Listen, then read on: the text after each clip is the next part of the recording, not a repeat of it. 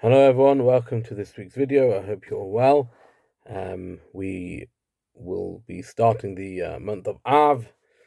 Friday, when you'll be seeing this video, probably is Rosh Chodesh, the beginning of a new month. And normally the new month is an exciting time, a happy time, a time to think about renewal and growth. And actually, Av is the exception. The month of Av, we call it Menachem Av. That means the comforting of Av, because it's the time when we mourn and reflect upon the loss of the temples and the fact that we're a nation in exile, and we yearn for redemption and the coming of Mashiach. And please God, this will be the last year in which we have to have such negative feelings. And please God, that when the redemption comes, we will have positive feelings. We are going to lay in a very long Sedra this week. We have the Sedra of the double Sedra of Matos and Maasei.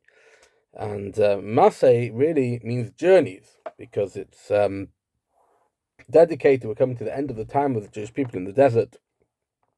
And we go through all the journeys. They had 42 different places they stopped in. And we say, in a special tune even, they went from here to here, then they went from here to here, then they went from here to here.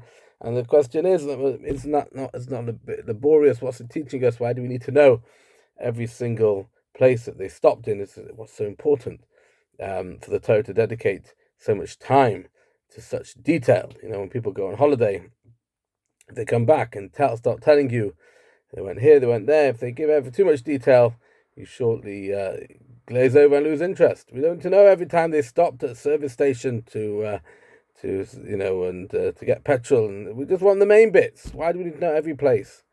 And many different ideas are given, but I want to quote to you a very famous phrase in this context. Was quoted by the great Rav Kook, who said, "Am hanetzach lo mefached miderech aruka," which means the people of eternity are not scared from a long journey. And if we look at all these places, the 42 places, it doesn't mean they're traveling all the time, of course. Sometimes they spent many years in one place, and sometimes they only spent a few days in another place. But the Cook's teaching us a nation of Netzach, a nation of eternity, Lo Mafached, are not scared from a long journey. And we know the desert, there were ups, there were good days, there were when they got the manna from heaven, and they had a miraculous life, and they were close to Hashem and close to the Torah. And then there were dark days. There were days where they had the golden calf, days when they complained, and plagues that they suffered, and sins that they did.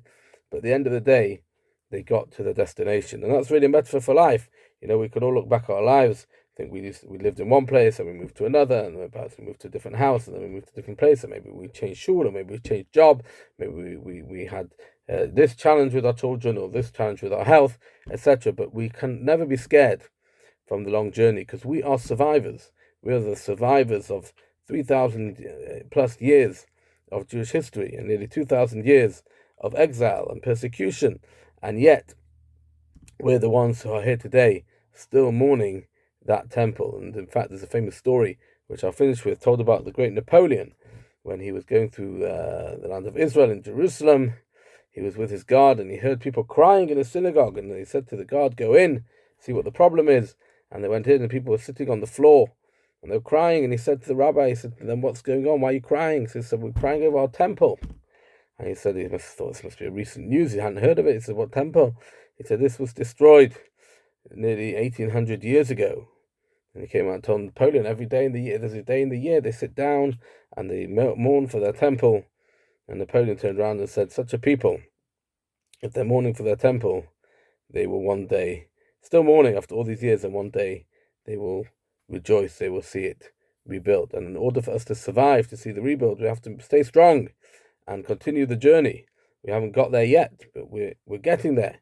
Every day is a day closer to the coming of Mashiach, a day closer to redemption.